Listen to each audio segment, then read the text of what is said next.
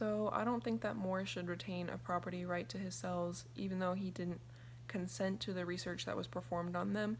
Those scientists and engineers and doctors are using methods and knowledge and technology on those cells that did not belong to Moore to use them for their purposes, and Moore would not have been able to do that on his own. He would not have been able to culture those cells on his own. He would not have been able to do what needed to be done with those cells for the benefit of society, and that was the purpose of the research done on those cells.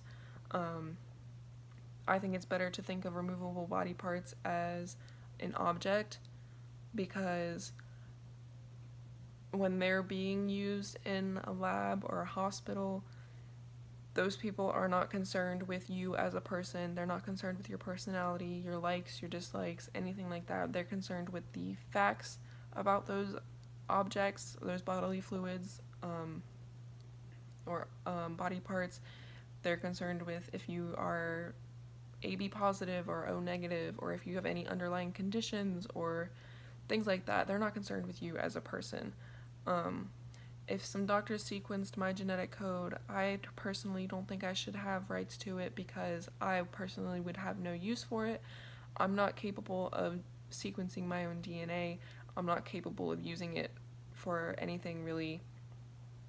The only thing that would really be useful for is research, and that would be for the greater good of society. And I personally think that if I have something that's valuable to society but not valuable to me as an individual, I don't think that I should have any control over it.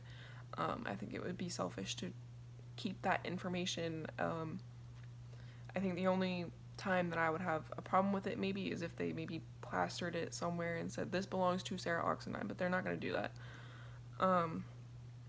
I think the necessity of using a computer, if anything, only proves my point, because those doctors and everybody, they're using technology and knowledge that does not belong to me to sequence that DNA. I cannot sequence my own DNA. So in general, I think that property is a better way to think about the parts of a human body.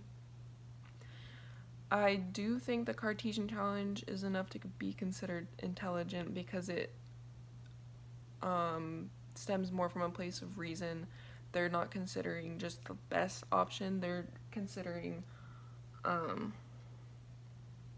like more options than just what would be the obvious answer, I guess I could say.